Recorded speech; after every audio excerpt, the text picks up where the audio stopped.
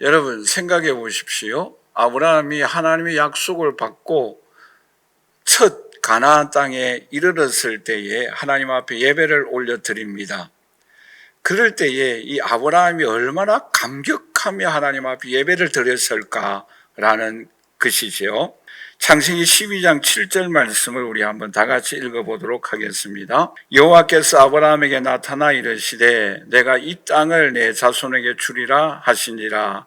자기에게 나타나신 여호와께 그가 그곳에서 제단을 쌓고 라고 말씀을 하고 있습니다. 여러분, 첫 예배, 하나님의 약속을 붙잡고 하나님의 주신 그 꿈을 붙잡고 하나님 앞에 예배드리는 이 감격, 참 아브라함에게 잊을 수 없는 귀한 예배입니다. 이 예배를 하나님 앞에 올려드리고 난 이후에 이 아브라함의 가정에 이 감격도 잠깐 지나가고 맙니다. 그 가나안 땅에 어떤 일이 일어나는가 하면 오늘 본 말씀처럼 기근이 일어났다라고 말씀을 하고 있습니다. 말하자면 심각한 기근을 의미하고 있습니다. 오늘날 우리에게 적용을 한다고 한다면 사업이 망하고 또한 이 코로나 바이러스로 인하여서 질병의 어려움이 있고 사회적으로 여러 가지 어렵고 힘든 상황에 처하였다라는 내용의 말씀이죠.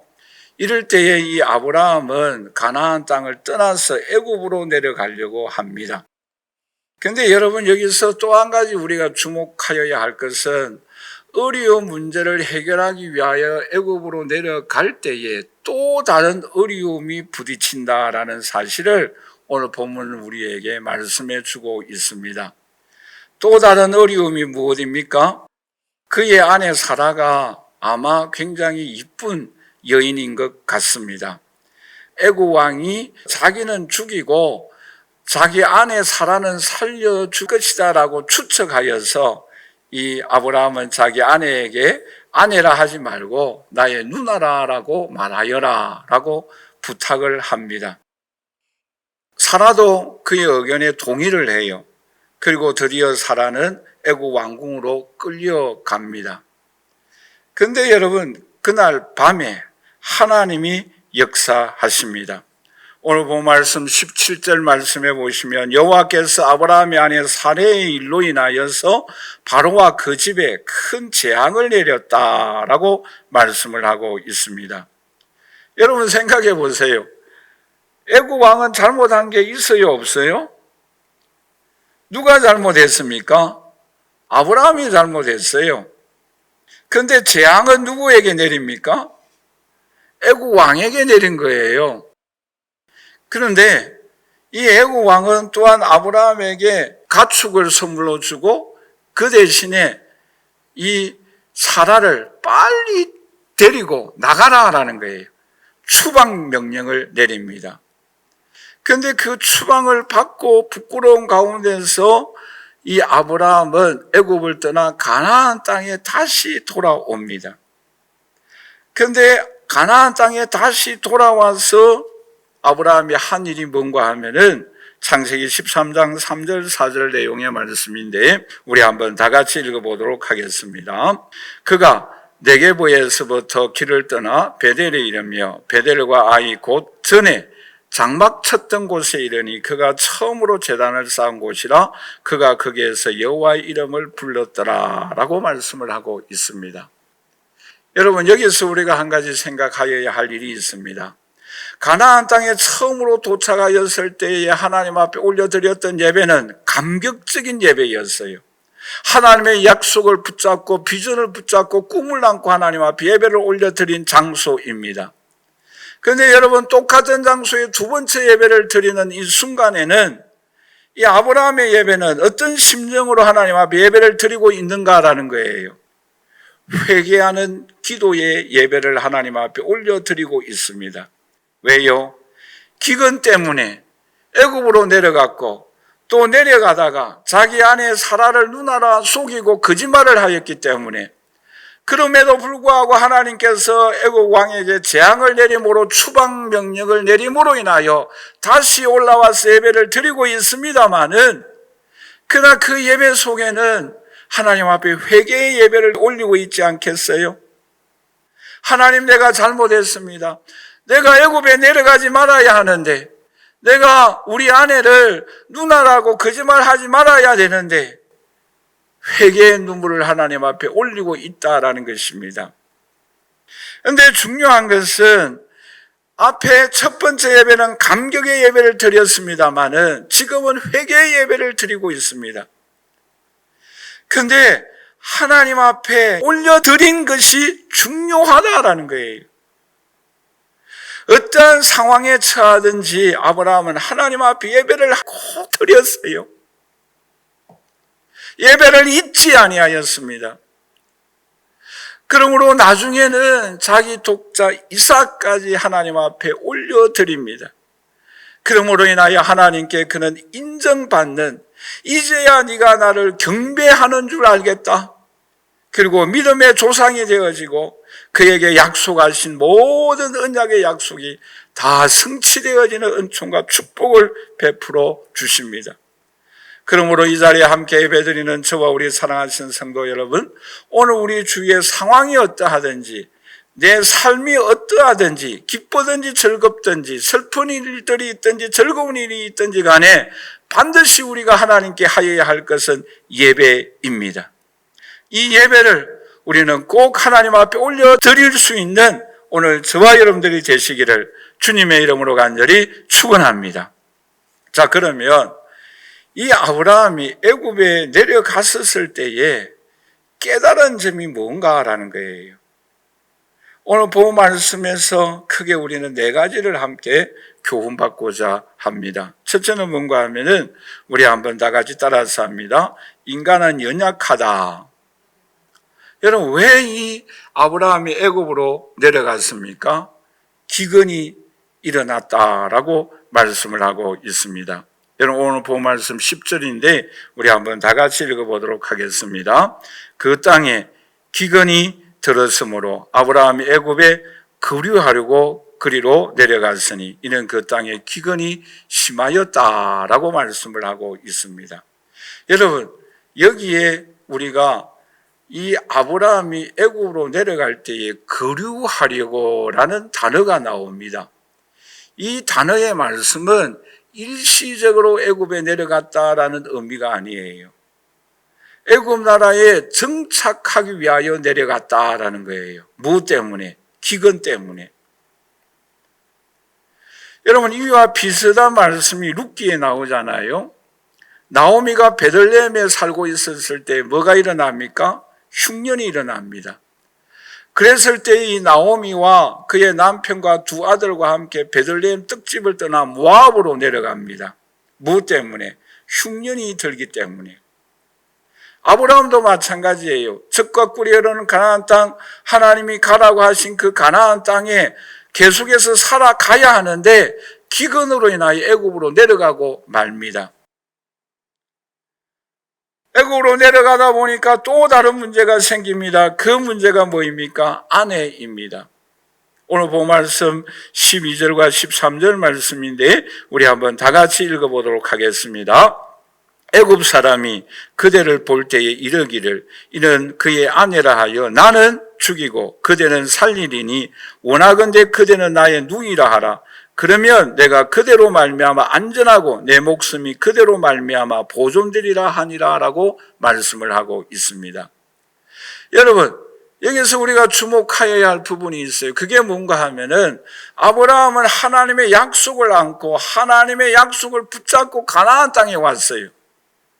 그런데 지금은 누구를 붙잡고 의지하고 있습니까? 자기 아내를 의지하고 있어요. 오늘 본 말씀에 보시면 그러면 내가 그대로 말미암아 안전하고 내 목숨이 그대로 말미암아 보존된다라고 말씀하고 있습니다. 누구로 말미암아? 아내로 말미암아. 여러분, 아브라함은 하나님의 약속을 붙잡고 가나안 땅에 왔는데 근데 지금은 뭐예요? 하나님의 약속, 하나님의 언약의 말씀을 붙잡지 아니하고 자기의 아내를 붙잡고 있다라는 거예요.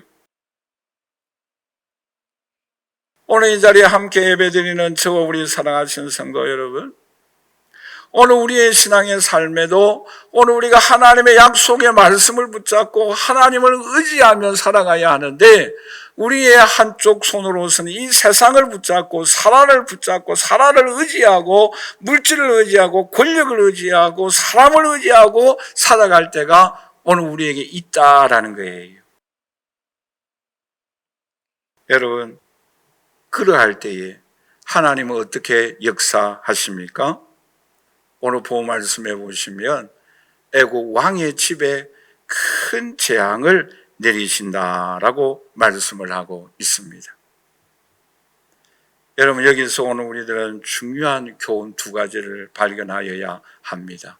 그게 뭔가 하면은 오늘 저와 여러분들이 이 땅을 살아갈 때에 우리의 힘과 능력으로 해결할 수 없는 문제에 부딪혔을 때에 내 힘으로 인간적인 방법으로 그 문제를 해결하지 말자라는 거예요.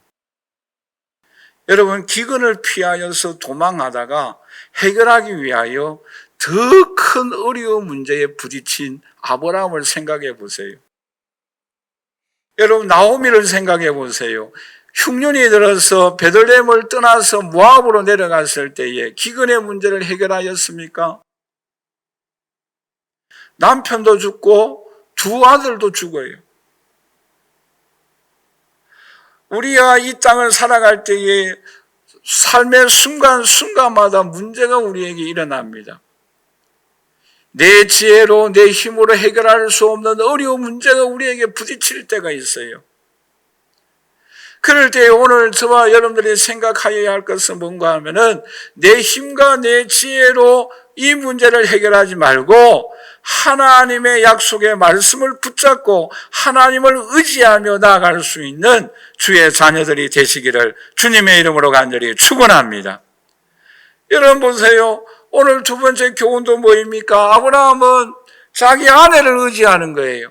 내 아내로 말미암아 내가 살고 내 아내로 말미암아 내가 안전하고 내가 보존되리라라고 말씀하고 있습니다. 여러분, 내 권력의 힘으로, 내 건강의 능력으로, 내 지혜로, 내 판단으로 우리가 이 땅을 살아갈 수 있는 문제가 아니에요. 우리는 하나님의 약속의 말씀을 붙잡고 하나님께서 주시는 지혜를 붙잡고 하나님께서 주시는 능력을 붙잡고 의지하며 살아갈 때에 하나님의 약속의 말씀이, 하나님의 능력이 오늘 저와 여러분들에게 임하여 주실 줄 믿습니다. 두 번째로 이 아브라함이 애굽에 내려감으로 인하여 깨닫는 것이 무엇입니까? 우리 한번 다 같이 따라서 합니다. 하나님은 모든 것을 다 아시고 역사하신다. 여러분 한번 생각해 보세요. 아브라함이 가나안 땅에 도착하였을 때 하나님 앞에 감격적인 은총을 사모하며 예배를 하나님 앞에 올려드렸지 않습니까? 근데 기근이 생겨요. 어려운 문제가 부딪힙니다. 그런데 하나님이 아브라함을 도와주실 수 있지 않습니까? 먹고 살 것을 줄 수 있지 않겠어요? 그런데 그때는 가만히 내버려 두십니다. 애굽으로 내려갑니다. 근데 애굽에 내려가서도 자기 아내를 누나라고 속이고 거짓말 하는데도 불구하고 하나님은 가만히 계세요. 그렇죠? 뭐 아브라함에게 내려가지 말라, 또 아내를 누나라고 속이지 말라, 이런 말을 하나님이 전혀 하지 않습니다. 아무런 반응이 없어요. 여러분, 이때의 아브라함이 한 75세쯤 되는데 그의 아내 나이가 몇 살쯤 되겠어요? 65세쯤 되지 않겠어요? 여러분 죄송합니다만은 65세 아내 이쁘면 얼마나 더 이쁘겠어요. 그렇죠? 그런데 아내를 누나라고 속이면서 이 아내 때문에 죽고 살고 하는 이 문제가 아내에게 달려있다라고 생각하는 자체가 잘못됐다라는 거예요. 그럼에도 불구하고 하나님은 아브라함에게 아무런 간섭, 아무런 역사하지 않습니다. 가만히 계셨다가 하나님은 어떻게 하십니까? 애굽의 왕에게 재앙을 내립니다. 왕의 입장으로서는 억울하잖아요. 그러므로 3번이나 아브라함에게 말하면 너 왜 나에게 이렇게 행하였느냐 3번이나 강조합니다. 너 나에게 뭐 원수진 거 있어? 너 왜 거짓말하고 왜 속였느냐 3번이나 강조해서 어찌하여 이 일을 나에게 행하였느냐라고 말을 합니다. 여기서 여러분 오늘 우리에게 중요한 한 가지 교훈을 발견하여야 합니다. 그게 뭔가 하면은 왜 여러분 하나님께서 갑자기 애국 왕에게 이런 재앙을 베풀고 애국 왕이 사라를 빨리 데리고 가라라고 추방 명령을 내리게 합니까? 여러분 곰곰이 생각해 보세요. 생각나는 게 없어요? 여러분 아브라함과 사라의 이 혈통으로 말미암아 나중에 누가 탄생되어집니까? 예수 그리스도가 탄생되어집니다. 여러분 이 후손으로 말미암아 다윗 왕이, 이 후손으로 말미암아 이삭이, 이 후손으로 말미암아 메시아가 탄생되어집니다. 그런 혈통에, 그런 순수한 혈통을 유지하여야 되는데 애국 왕이 끼어들면 되겠어요? 안 되겠어요? 이건 도저히 일어나지 말아야 할 일입니다. 그렇기 때문에 하나님께서 간섭하신 거예요. 이 섭리를 가르쳐서 어떤 섭리라고 말을 하는가 하면 우리 한번 다 같이 따라서 합니다. 비상섭리이다. 비상섭리. 여러분 보통 자연섭리가 있어요. 자연적으로 24시간 낮과 밤 이렇게 이루어지는 것은 자연섭리, 통상섭리, 일반섭리라고 말을 합니다. 그런데 하나님은 이렇게 위험할 때에, 이렇게 하나님의 강력한 역사가 일어나야 할 때는 비상적으로 하나님께서 역사하시는 거예요. 여러분 이 세상에 또 하나님께서 성경의 많은 역사들을 통해서 오늘 우리에게도 비상적인 역사를 하나님께서 일으킬 때가 있지 않습니까? 여러분 신구약 시대의 중간 시대 400년간 너무나 영적으로 암흑 시대이지 않습니까? 그 암흑 시대에 하나님은 누구를 보내십니까? 예수 그리스도를 보내주셨어요. 비상섭리예요. 이 중간 시대, 암흑 시대에 이 세상을 구원할 자가 없기 때문에 하나님은 독생자 예수 그리스도를 보내주셔서 십자가 위에 죽으시고 부활하심으로 인하여 저와 여러분들을 죄에서 구원하여 주신 줄 믿습니다.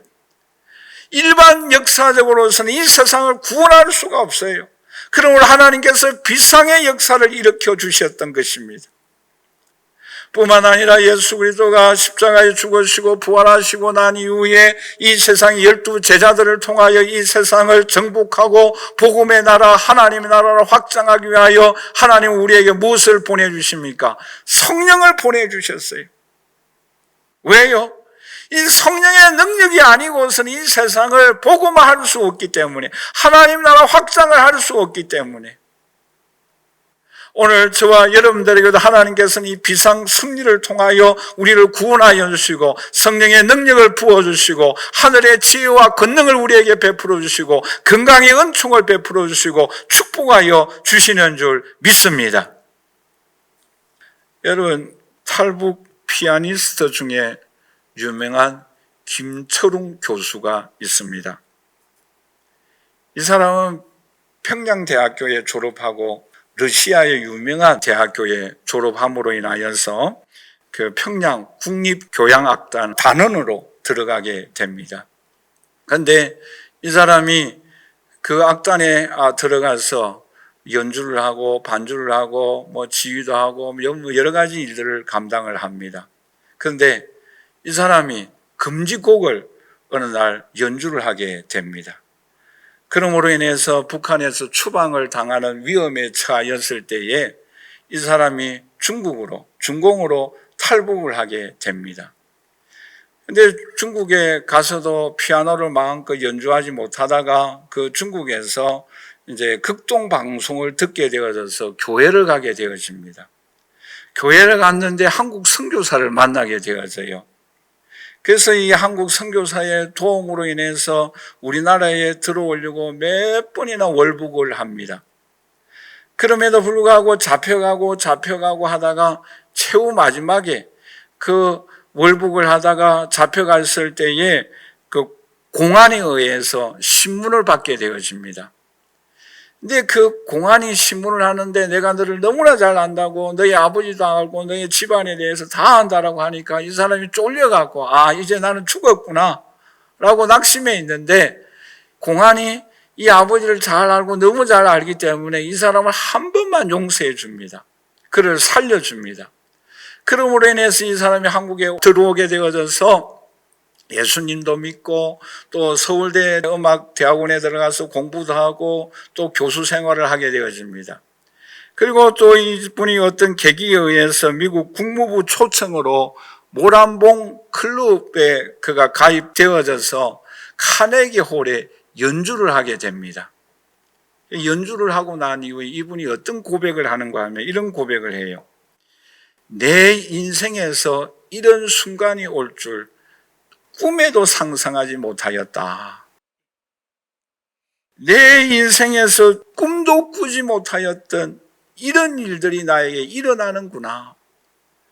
오늘 이 자리에 함께 예배드리는 저와 우리 사랑하시는 성도 여러분, 오늘 저와 여러분들에게도 우리가 전혀 꿈꾸지도 생각하지도 못하였던 일들이 오늘 저와 여러분들에게 하나님께서는 아시고 간섭하여 주시고 역사하여 주시는 줄 믿습니다. 그러므로 오늘 저와 여러분들도 전혀 생각하지 못하고 꿈도 꾸지 못하였던 일들이 오늘 저와 여러분들을 통하여 일어날 수 있기를 주님의 이름으로 간절히 축원합니다. 세 번째로 이 아브라함이 애굽에 내려감으로 인하여 깨달았던 것이 무엇인가 하면은 우리 한번 다 같이 따라서 합니다. 하나님의 약속을 붙잡고 살아야 되겠다. 여러분, 오늘 본 말씀 조금 지나서 창세기 13장에 보시면 조카 롯과 가나안 땅을 두고 이 땅에 누가 살 것인가라는 것을 선택하게 합니다. 여러분, 그럴 때에 아브라함이 조카 롯에게 양보를 합니다. 먼저 선택하라고. 그런데 여러분, 여기서 우리가 주목해야 할 부분이 있어요. 그게 뭔가 하면은 왜 아브라함이 조카 롯에게 가나안 땅을 먼저 선택할 수 있도록 선택권을 양보하였을까라는 거예요. 여러분, 한번 생각해 보세요. 먼저 예를 들어서 가나안 땅을 롯이 선택하였다고 한다면 어떻게 되겠습니까? 아브라함은 또다시 가나안 땅을 떠나가야 합니다. 그러나 마침 조카 롯은 가나안 땅을 선택하지 아니하고 보기 좋은 땅을 선택하게 됩니다마는, 만약의 경우에 가나안 땅을 조카 롯이 먼저 선택하였다고 한다면 어쩔 수 없이 이 아브라함은 가나안 땅을 또다시 떠나야 합니다. 그런데 여기서 중요한 교훈이 있어요. 그게 뭔가 하면은 미국의 유명한 탈봇 대학교의 구약학자인 로스라는 교수가 있습니다. 이 사람이 이런 말을 했어요. 하나님께로부터 주신 약속의 땅이라고 믿는 사람은 이 땅을 차지하기 위하여 자기 힘으로 발부둥치지 않는다라는 말을 했어요. 이 말은 무슨 말인가 하면은 하나님이 주신 땅이라고 하여서 그 땅을 내가 차지하기 위하여 내 힘으로 내 의지적으로 발부둥치지 않고 이것까지도 하나님께 다 맡긴다라는 뜻의 말씀입니다. 여러분, 야곱을 생각해 보세요. 야곱도 하나님으로부터 장자권을 받았어요. 근데 야곱은 이 장자권을 획득하기 위하여 자기의 꾀로 자기의 의지적으로 너무나 노력을 많이 합니다. 그러므로 인하여서 얼마나 고통과 고난을 겪었습니까? 여러분, 아브라함이 이 사실을 깨달은 거예요. 이제는 내가 이 가나안 땅을 차지하기 위하여 내 의지와 내 노력과 내 힘으로 발부둥치지 않아도 하나님이 주신 땅이라고 한다면 하나님께서 나에 주신다라는 확신을 가졌다라는 거예요. 어디에 가서? 애굽에 내려가서 하나님의 역사하시는 손길을 그는 다 경험했기 때문에 내가 이것을 롯에게 양보한다고 하여서 내가 이것을 빼앗기는 것이 아니라 하나님이 주신 이 땅, 하나님께서 나에게 주셨다고 한다면 조카 롯이 가져도 나중에는 언젠가는 내가 가지게 될 것임을 그는 확실히 믿었다라는 거예요. 그는 삶의 기준이 바꾸어졌어요. 이제는 하나님을 바라보고 하나님을 의지하는 삶으로 그의 모든 삶이 바꾸어졌어요. 어디에 가서? 애굽에 내려가서. 왜요? 하나님의 손길을 보았기 때문에. 여러분, 창세기 13장 7절에서 8절 말씀을 우리 한번 다 같이 읽도록 하겠습니다. 그러므로 아브라함의 가축의 목자와 롯의 가축의 목자가 서로 다투고 또 가나안 사람과 브리스 사람도 그 땅에 거주하였는지라. 아브라함이 롯에게 이르되 우리는 한 친척이라 너나 나나 내 목자나 내 목자나 서로 다투게 하지 말자. 여기에서 누가 지금 지켜보고 있다라는 거예요? 가나안 사람 원주민들이 지금 지켜보고 있다라는 거예요. 너가 내가 어떻게 살아가고 있는가? 지금 이 양떼가 많아서 네 목자 내 목자가 서로 다투고 있다라는 거예요. 말하자면 빛과 소금의 역할을 감당하지 못한다라는 거예요. 보는 관점이 이제는 아브라함이 달라졌어요. 자기만 생각하는 게 아니에요. 이제는 하나님의 영광을 생각하는 거예요. 왜요? 애굽에 가서 그 사실을 너무나 절실하게 지금 깨달았던 아브라함이에요. 그러므로 롯에게 먼저 양보할 수가 있었어요. 또 롯에게 이런 제안을 할 수가 있었어요. 왜요? 하나님이 하시기 때문에. 오늘 이 자리에 함께 예배드리는 저 우리 사랑하신 성도 여러분, 지금까지 인도하신 하나님께서 앞으로의 삶도 하나님께서 인도하여 주실 줄 믿습니다. 지금까지 은혜 베풀어 주신 그 하나님께서 앞으로도 우리와 함께 하여 주시고 하나님의 약속을 붙잡고 의지하며 나아갈 때에 하나님께서 주신 비전을, 하나님께 약속하신 말씀이 저와 여러분을 통하여 반드시 이루어 주실 줄 믿습니다. 마지막으로 이 아브라함이 애굽에 내려감으로 인하여 깨달은 것이 무엇입니까? 우리 한번 다 같이 따라서 합니다. 하나님은 어떤 예배도 다 기뻐 받으신다. 여러분, 앞에도 말씀드린 바와 같이 첫 예배는 감격적인 예배를 하나님 앞에 올려드렸습니다. 약속의 말씀을 붙잡고 하나님 앞에 예배를 드렸습니다. 여러분, 이럴 때는 우리 모두가 다 기쁜 마음으로, 즐거운 마음으로, 감사한 마음으로 꿈을 안고 하나님 앞에 예배 드립니다. 그런데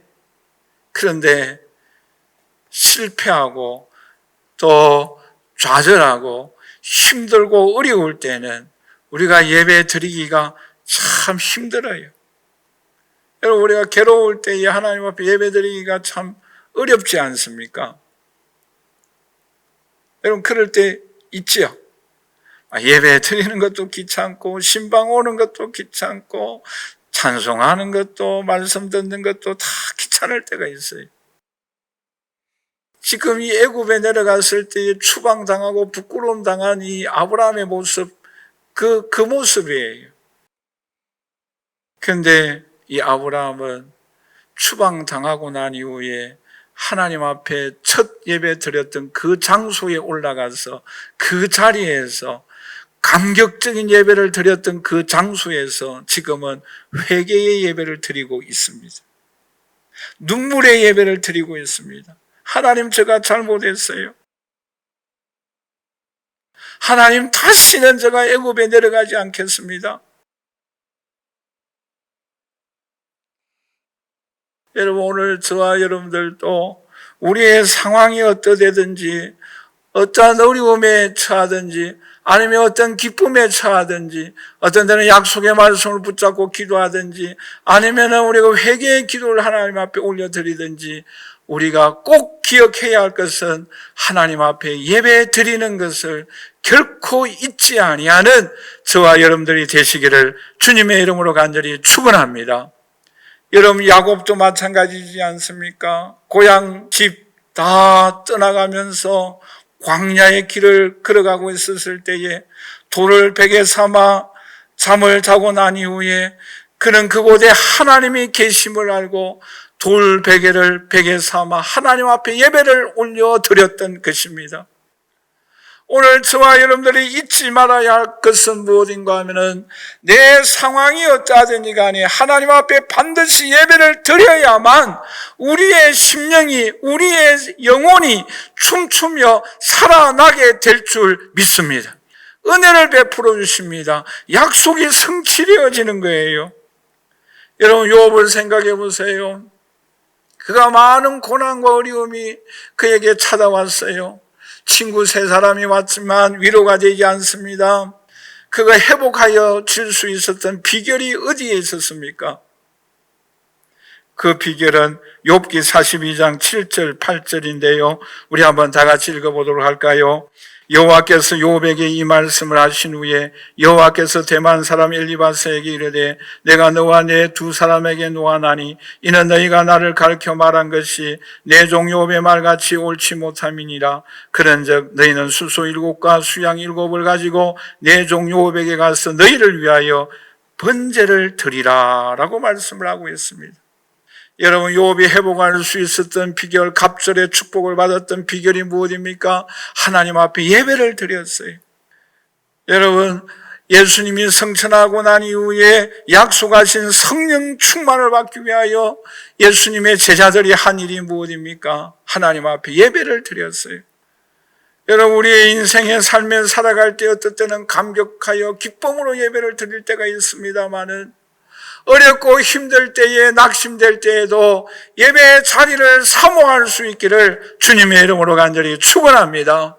내 상황이 어떠하든지 간에 예배의 장소를 생각하고 은혜 받은 장소를 생각하고 아브라함이 첫 감격적인 예배를 드렸던 그 장소에 올라가서 회개 예배를 하나님 앞에 올려드렸던 것과 같이 오늘 우리들도 예배의 시간, 은혜 받은 장소를 기억하며 예배 드리는 저와 여러분들이 되시기를 주님의 이름으로 간절히 축원합니다. 그럴 때 아브라함도 이삭까지 하나님 앞에 예배를 드릴 수가 있었던 것입니다. 믿음의 조상이 되어질 수 있었던 것입니다. 그러므로 오늘 저와 여러분들이 꼭 첫 은혜 받은 장소, 추억의 장소, 그 예배 드리는 그 시간, 하나님의 은혜를 사모하며 하나님께 나아갈 수 있는 오늘 저와 여러분들이 되시기를 주님의 이름으로 간절히 축원합니다. 결론적으로 말씀을 맺겠습니다. 여러분, 우리의 인생의 삶에 여러 가지 문제들이 우리에게 생깁니다. 내 힘으로, 내 지혜로, 내 꾀로 해결하려고 하지 말고 하나님의 말씀 앞에 하나님의 은총을, 하나님의 지혜를 사모할 수 있기를 간절히 소원합니다. 주님은 우리의 모든 사정을 다 아시고 계십니다. 우리의 사정을 아세요. 우리의 눈물을 아세요. 우리의 어려움을 아세요. 그리고 주님께서는 자연 섭리로 역사할 때도 있습니다마는 비상 섭리로서 역사하실 때도 있습니다. 비상하게, 놀랍게 우리가 생각하지 못하였던 역사와 방법으로 하나님 우리에게 개입하시는 은총과 축복이 오늘 저와 여러분들에게 임하여서 내가 전혀 생각하지 못하였던 일들을 하나님께서 행하여 주시는 은총을 찬양하며 간증하는 주의 자녀들이 되시기를 주님의 이름으로 간절히 축원합니다. 은혜의 장소, 예배의 장소 꼭 기억하고 나아가서 하나님을 만나고 더 놀라우신 하나님의 은총과 축복이 오늘 저와 여러분들 통하여 약속하신 말씀이 이루어지는 이 놀라운 은혜가 오늘 저와 여러분들을 통하여 이루어져서 하나님 앞에 영광 돌리고 우리 자신에게 큰 기쁨이 되어지며 이웃에게 선한 영향력을 끼칠 수 있는 하나님의 자녀들이 되시기를 주님의 이름으로 간절히 축원합니다.